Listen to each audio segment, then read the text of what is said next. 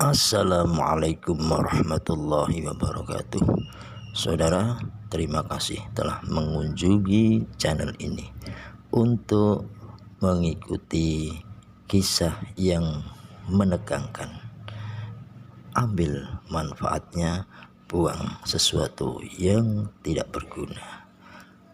Namun sebelumnya, terimalah salam dari saya. Salam sehat, salam sejahtera, dan salam barokah. Selamat menyaksikan video sampai akhir. Namaku Arya. Aku seorang arsitek berusia 34 tahun, hidup mapan, belum menikah, dan selama ini lebih sibuk membangun karir daripada memikirkan soal pasangan. Sahabat terbaikku sejak kuliah, Reza, lebih dulu menikah. Ia menikahi wanita cantik, lembut, dan berwibawa bernama Dinda. Mereka pasangan ideal di mata siapapun. Reza seperti saudaraku sendiri. Kami sudah melewati berbagai masa sulit bersama, dari kos-kosan sempit hingga hari-hari lembur di proyek pertama. Tak pernah terlintas dalam pikiranku bahwa suatu hari aku akan jatuh pada kesalahan terbesar dalam hidup, mencintai istri sahabatku sendiri. Semua bermula saat Reza ditugaskan keluar kota selama berbulan-bulan. Ia memintaku sesekali menjenguk Dinda, memastikan rumahnya aman, dan bahwa istrinya tak kekurangan apapun. Aku menolak di awal karena merasa tak enak, tapi Reza meyakinkanku. Gue percaya sama lo, Arya. Lo itu keluarga gue sendiri. Dan mungkin disitulah kesalahan pertama dimulai. Ketika kepercayaan dijadikan alasan untuk terlalu sering datang ke rumah orang lain. Pada awalnya, kunjunganku hanya sebatas formalitas, mengantar makanan, mengecek listrik dan air, atau menanyakan kabar. Dinda menyambutku dengan ramah, seperti kakak perempuan yang baik. Tapi dari waktu ke waktu, ada sesuatu yang berubah. Tatapan matanya, senyumnya, cara ia menyentuh lenganku saat bercanda, semua terasa berbeda. Aku mencoba menepis pikiran-pikiran kotor, menampar logikaku sendiri. Ini istri sahabatmu, Arya. Tapi perasaan itu tumbuh pelan-pelan. Seperti benih dalam tanah basah, ia menyerap perhatian kecil, tawa ringan, dan obrolan malam yang semakin dalam. Tak terasa, aku mulai menanti pesan singkat dari Dinda.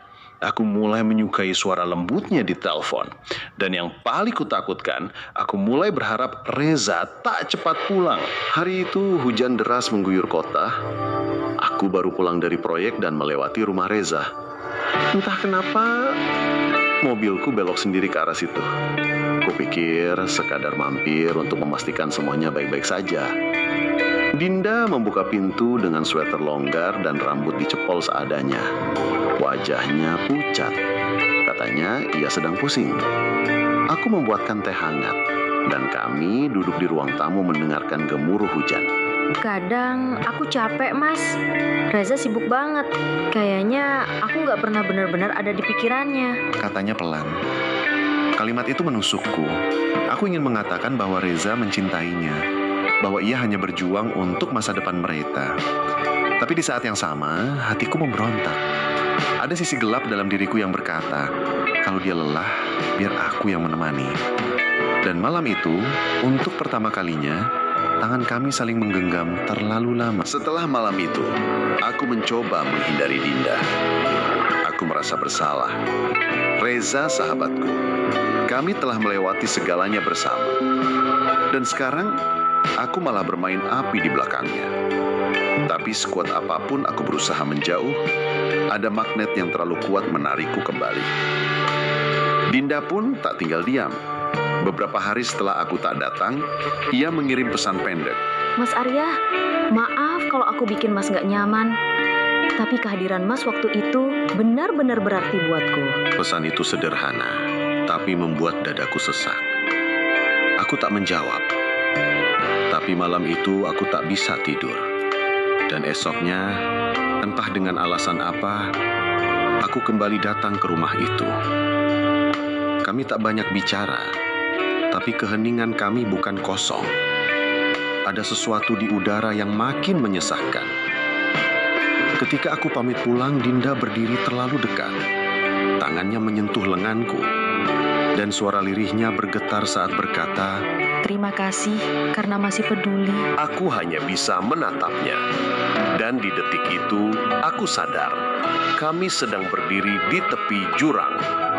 Dan tak lama kemudian, salah satu dari kami melangkah lebih dulu. Sore yang tenang berubah menjadi badai ketika aku kembali datang membawa buku titipan Reza. Dinda sedang menyiram tanaman di teras. Ia mengenakan daster tipus bermotif bunga. Dan saat melihatku, senyumnya mengembang.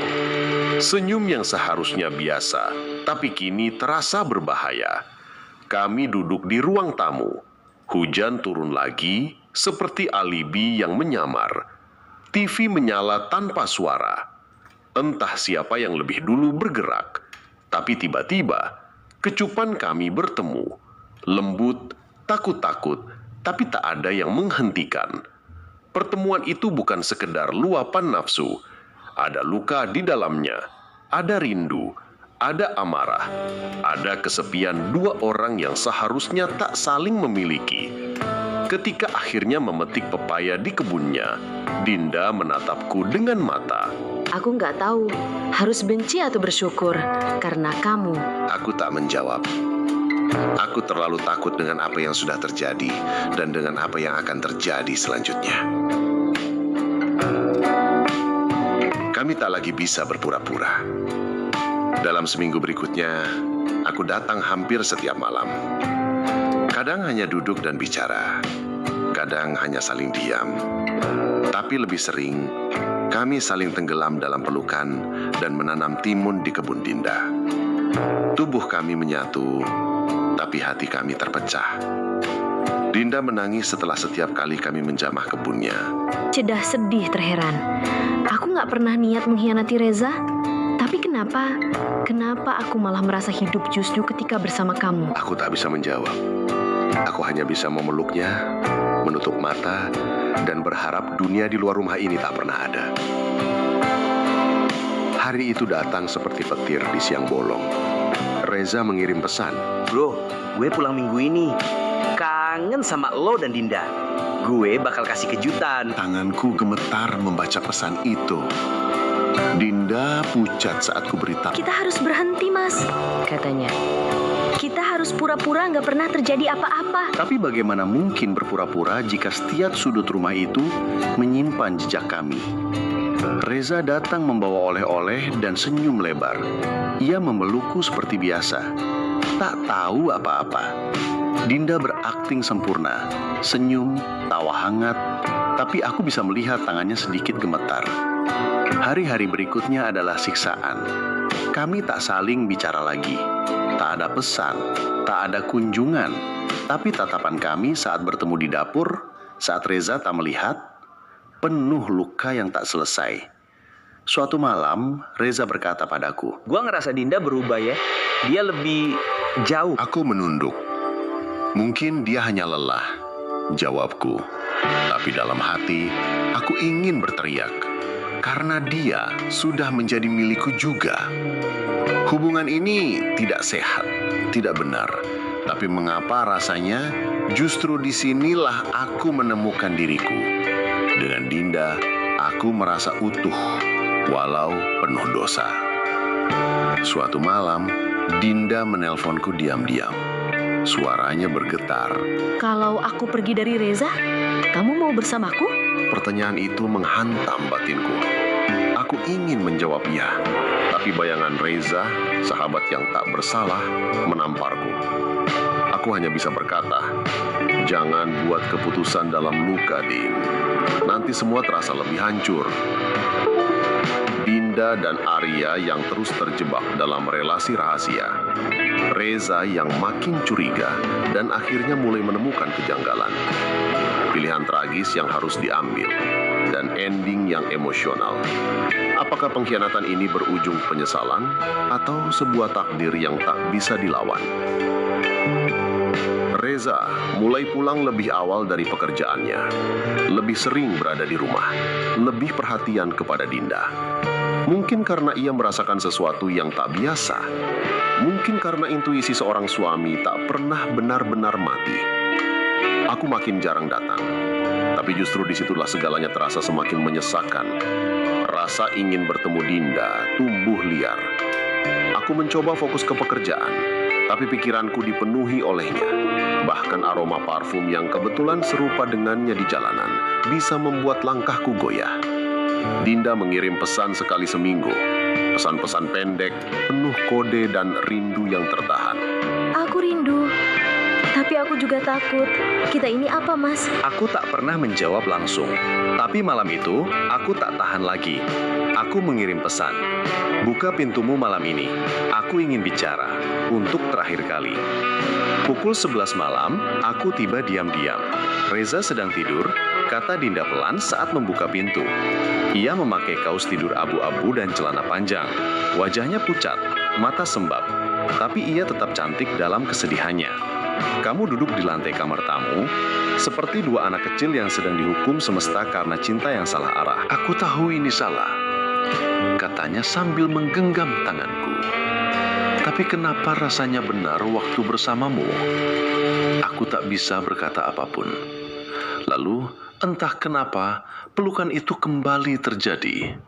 Tak terbendung, kami meleleh dalam diam, menangis dalam cumbuan, menyalurkan rindu dalam tubuh yang menggigil. Malam itu Dinda pegang timunku dan dengan tepat dibenamkan di kebunnya. Tapi kali ini rasanya berbeda, lebih sedih, lebih hancur, seperti salam perpisahan yang terlalu panas untuk dikenang. Dan kenyataan datang seperti pisau dingin yang menusuk jantung.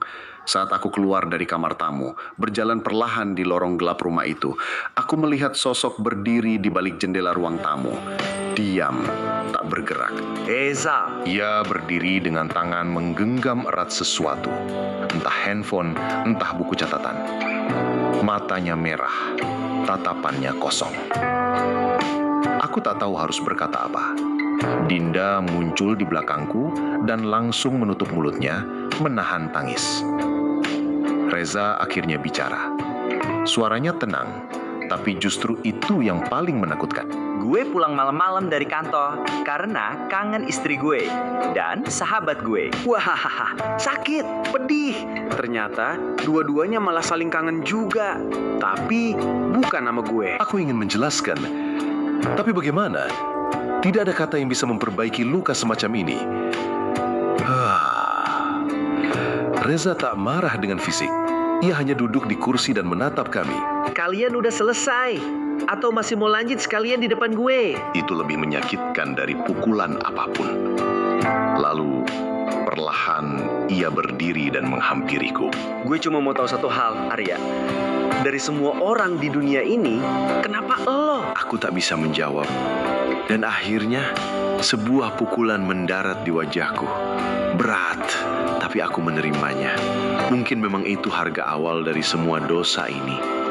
Setelah itu, Reza pergi, tak berkata apa-apa lagi. Hanya pergi, meninggalkan keheningan yang menggantung di ruang tamu itu. Dan sejak malam itu, semuanya runtuh. Aku mencoba menghubungi Reza berkali-kali. Ia tak pernah membalas. Dinda menangis hampir setiap malam. Rumah itu seperti reruntuhan perang. Sunyi, dingin, tak layak ditinggali. Kami memutuskan untuk tak bertemu lagi. Dinda pindah ke rumah ibunya. Reza menghilang, mungkin keluar kota. Tak ada penjelasan, tak ada kata perpisahan. Hanya luka yang menggantung di antara kami. Bertahun-tahun berlalu. Aku tak pernah menjalin hubungan lagi. Setiap kali aku hendak mencintai seseorang, bayangan Dinda dan pengkhianatan itu selalu datang. Aku mendengar kabar bahwa Reza akhirnya menceraikan Dinda, tapi ia tak pernah menikah lagi. Dinda pun begitu. Kami seperti dua orang yang membakar rumah untuk menghangatkan diri, tapi akhirnya tinggal dalam puing-puingnya. Kadang aku bermimpi tentang mereka. Kadang aku mengingat malam hujan itu saat semua bermula. Dan aku bertanya dalam hati, Kalau saja aku tak datang malam itu, apakah hidup kami akan lebih bahagia? 15 tahun kemudian, aku bertemu Dinda di sebuah kafe kecil. Wajahnya masih sama, meski ada garis-garis halus yang menua bersama waktu. Kami bicara pelan tentang hidup, tentang kesepian, tentang luka yang tak pernah benar-benar sembuh. Dan sebelum kami berpisah, Dinda berkata pelan, "Dalam hidup ini, aku pernah mencintai dua pria, tapi hanya satu yang benar-benar memelukku sebagai wanita. Tapi sayangnya, dia bukan suamiku." Aku tak tahu harus bahagia atau menangis mendengarnya. Kami berpisah sore itu tanpa pelukan. Tapi hatiku tahu, aku akan terus hidup dalam pelukan istri sahabatku, meski hanya dalam kenangan. sore itu, setelah Dinda melangkah pergi meninggalkan kafe, aku masih duduk diam. Tanganku tetap menggenggam gelas kopi yang sudah lama dingin. Seakan itu bisa menghangatkan hatiku yang mendadak beku. Kata-katanya terus terngiang, mengendap dalam benakku, menciptakan luka lama yang menganga lagi. Dia bukan suamiku. Kalimat itu bukan sekadar pengakuan. Itu adalah pintu yang kembali dibuka ke masa lalu. Ke saat-saat di mana aku, pria biasa, sahabat karib suaminya, pernah menjadi tempat dia bersandar, bahkan menyerahkan dirinya sepenuhnya. Aku pulang sore itu dengan langkah yang berat. Jalanan kota terasa terlalu ramai untuk pikiranku yang kalut. Lampu-lampu kendaraan yang berkelebat hanya menjadi garis-garis cahaya samar di mataku. Aku seperti berjalan di antara masa kini dan masa lalu. Kilas balik 15 tahun lalu. Dinda masih muda waktu itu. Cantik, segar, dengan senyum yang bisa membuat siapapun lupa arah. Dia menikah dengan Bagas, sahabatku sejak kuliah. Aku masih ingat hari pernikahan mereka. Aku berdiri di barisan depan, ikut bahagia, meski entah kenapa ada rasa aneh yang tak bisa kujelaskan waktu melihatnya tersenyum di pelaminan. Bagas orang baik, tapi sibuk. Pekerjaannya menuntutnya sering pergi keluar kota. Awalnya, Dina mengaku tidak keberatan. Tapi seiring waktu, kesepian itu mulai menggerogoti dirinya. Aku sering jadi perantara, mengantarkan barang titipan Bagas, membantu mengurus hal-hal rumah, atau sekedar menemani belanja. Dan dari situlah semua bermula. Suatu malam, hujan deras. Aku mengantar sebuah berkas penting dari kantor Bagas ke rumah. Bagas sedang di Surabaya. Dinda membuka pintu dengan wajah letih. Rambutnya sedikit basah, matanya sembab seperti habis menangis. "Masuklah, hujan begini, jangan berdiri di luar," katanya pelan. Aku masuk. Rumah terasa dingin, bukan hanya karena cuaca, tapi juga karena sepi yang menempel di dinding-dindingnya. Kami duduk di ruang tamu. Obrolan ringan mengalir pelan. Hingga tiba-tiba Dinda berkata, "Kamu pernah merasa sendirian padahal ada banyak orang di sekitarmu?" Pertanyaan itu seperti pintu pertama. Malam itu kami bicara lama sekali, sampai listrik padam dan kami duduk dalam gelap hanya diterangi lilin. Aku melihat matanya dan entah kenapa tanpa berpikir panjang, aku memegang tangannya. Dia tidak menariknya. Sejak malam itu, semuanya berubah. Kembali ke masa kini. Pertemuan di kafe tadi seperti menyirang bara yang lama kupendam. Malam itu, aku tidak bisa tidur. Gambar wajahnya, suaranya, bahkan aroma parfumnya tadi di kafe masih menempel. Aku mencoba mengabaikannya, tapi hati punya cara sendiri untuk mengkhianati logika. 3 hari kemudian, pesan masuk di ponselku. "Bisa kita bertemu lagi? Ada yang ingin kubicarakan." Dinda. Jantungku berdebar. Rasanya seperti dulu ketika setiap pesan darinya menjadi alasan untuk bangun di pagi hari. Aku membalas singkat. "Kapan dan di mana?" Kami bertemu di sebuah taman kota sore hari. Dia datang mendengarkan dress sederhana warna krem, rambutnya dibiarkan tergerai. Dia terlihat lelah, tapi tetap cantik seperti dulu. Aku bercerai 2 tahun lalu. Katanya tiba-tiba memecah keheningan. Aku terdiam. Kata-kata itu seperti gemuruh jauh di langit yang tak terlihat. Bagas, dia memilih perempuan lain. Ironis ya, padahal Padahal dulu aku yang mengkhianatinya. Aku tak tahu harus berkata apa. Tapi yang ku tahu hatiku terasa sesak. Kami berjalan pelan di taman itu, membicarakan hal-hal kecil tentang hidup, pekerjaan, bahkan tentang anaknya yang kini tinggal bersama Bagas. Ada jeda panjang sebelum dia bertanya. Kamu pernah menyesal? Aku tahu maksudnya. Dan aku jawab jujur. Tidak. Karena itu satu-satunya waktu dalam hidupku di mana aku merasa benar-benar hidup. Dia tersenyum samar, lalu menggenggam tanganku. Aku juga. Sejak hari itu, kami mulai sering bertemu lagi. Awalnya hanya makan siang atau minum kopi, tapi perlahan jarak di antara kami memendek. Semua perasaan lama itu kembali, lebih dewasa, tapi juga lebih berbahaya. Kami sama-sama tahu bahwa meski dia sudah bercerai, ini tetap bukan hubungan yang bersih. Ada masa lalu yang membuatnya penuh dosa dan bayangan pengkhianatan. Suatu malam, hujan kembali turun, sama seperti dulu. Kami berteduh di mobilku di depan apartemennya. Dia menatapku lama sekali, lalu berbisik. Kau masih mengingatnya, Kang? Aku tidak menjawab dengan kata-kata. Tanganku menyentuh wajahnya, bibir kami bertemu, dan semua logika runtuh. Malam itu, untuk pertama kalinya setelah 15 tahun, aku kembali memeluk Dinda seperti dulu, dengan seluruh kerinduan yang tak pernah benar-benar padam. Dan seperti dulu juga, setelahnya kami hanya berbaring dalam diam, mendengarkan hujan yang jatuh di luar jendela. Malam itu, setelah hujan mereda, aku duduk di tepi ranjang apartemen Dinda. Tangannya masih menggenggam ujung bajuku, seperti takut aku akan pergi begitu saja. Lampu meja di sudut kamar memancarkan cahaya kuning temaram, cukup untuk menampakkan wajahnya yang penuh lelah, namun damai. Aku takut, bisiknya. Aku menoleh. Takut apa? Takut ini semua hanya mengulang kesalahan lama. Takut kita cuma sedang menggali kubur untuk hati kita sendiri. Aku menarik napas dalam, menatapnya lama. Mungkin kita memang sedang menggali, tapi entah kenapa, aku tidak mau berhenti. Dia tersenyum pahit, lalu membenamkan wajahnya di dadaku.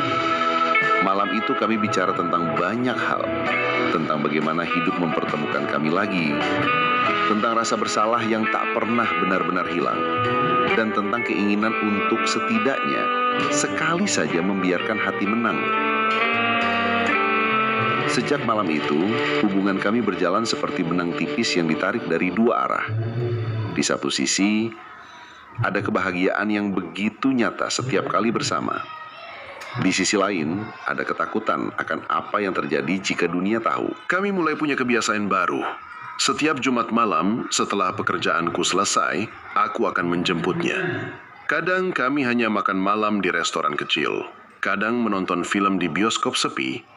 Tapi seringnya kami memilih bersembunyi di apartemennya, memasak bersama, lalu duduk di balkon sambil memandangi lampu-lampu kota. Lucu ya, dulu aku merasa hubungan kita penuh dosa dan ketakutan. Sekarang rasanya tetap dosa, tapi entah kenapa lebih hangat. Aku tahu maksudnya. Kami bukan lagi anak muda yang mabuk oleh gejolak. Kami sekarang orang dewasa yang memilih untuk tenggelam meski tahu ada badai di depan. Suatu sore, saat kami sedang duduk di kafe kecil dekat kantorku, aku melihat seseorang berdiri di luar kaca. Wajahnya membuat nafasku tercekat. Bagas. Dia berdiri diam, menatap ke arah kami, lalu berbalik pergi. Dinda menyadari ekspresiku yang berubah. Siapa? Bagas, jawabku lirih. Wajahnya langsung pucat. Dia menggenggam tanganku di bawah meja. Erat sekali. Kau pikir dia tahu? Aku mengangguk pelan. Mungkin Sejak kejadian itu, ada kegelisahan baru dalam setiap pertemuan kami. Telepon Dinda beberapa kali mendapat panggilan dari nomor tak dikenal. Sekali waktu, ia menerima pesan singkat, "Kamu tidak pernah berubah." Aku mencoba menghindari dari Bagas. Tapi suatu malam ia mengundangku bertemu di sebuah warung kopi. Awalnya kami bicara biasa tentang pekerjaan, tentang teman lama. Lalu ia menatapku dalam-dalam dan berkata, Kau tahu kan kenapa aku bercerai? aku terdiam. Bukan hanya karena aku punya perempuan lain, tapi juga karena aku tahu sejak lama siapa yang benar-benar mengisi hati Dinda. Kalimat itu seperti palu yang menghantam dadaku. Bagas tersenyum getir. Kau pikir aku tidak tahu? 15 tahun lalu, aku sengaja tidak pulang lebih cepat karena ingin membiarkan kalian menyadari sesuatu. Tapi rupanya, kalian tidak pernah benar-benar selesai. Aku tidak punya kata-kata untuk menjawab. Setelah pertemuan itu, aku merasa semua yang kami bangun mulai retak. Aku mulai menghindari Dinda bukan karena rasa cintaku berkurang, tapi karena rasa bersalah itu menekan terlalu berat. Namun Dinda tidak menyerah. Dia datang ke rumahku suatu malam. Matanya merah karena menangis. Kalau kau ingin berhenti, katakan sekarang. Tapi jangan tinggalkan aku tanpa alasan. Aku menatapnya, ingin memeluknya, tapi juga ingin mendorongnya pergi. Dinda, aku mencintaimu, tapi aku juga mencintai Bagas. Bukan sebagai pria, tapi sebagai sahabat yang pernah menjadi bagian hidupku. Dia menggenggam tanganku. Suaranya bergetar. Kita terlalu jauh untuk kembali. Kalau harus menyesal, biarlah kita menyesal bersama. Beberapa minggu kemudian, kami memutuskan pergi keluar kota. Bukan untuk lari, tapi untuk memberi ruang pada hati kami. Entah untuk melanjutkan, entah untuk mengakhiri. Kami memilih kota kecil di tepi pantai, menginap di penginapan sederhana, berjalan di pasir malam hari, mendengarkan debur ombak yang tak pernah lelah. Malam itu kami bercinta seakan dunia akan berakhir. Tidak ada kata-kata, hanya pelukan yang mengatakan segalanya. Pagi harinya, saat matahari muncul, Dinda duduk di tepi ranjang sambil memandang ke laut.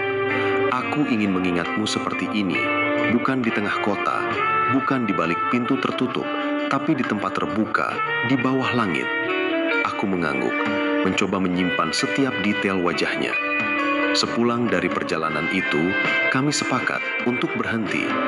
Tidak ada pertengkaran, tidak ada janji manis, hanya kesadaran bahwa cinta kami tidak akan pernah bisa sepenuhnya dimiliki tanpa merusak terlalu banyak hal di sekitar.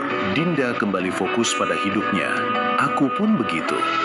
Sesekali kami masih bertukar pesan, tapi jarang.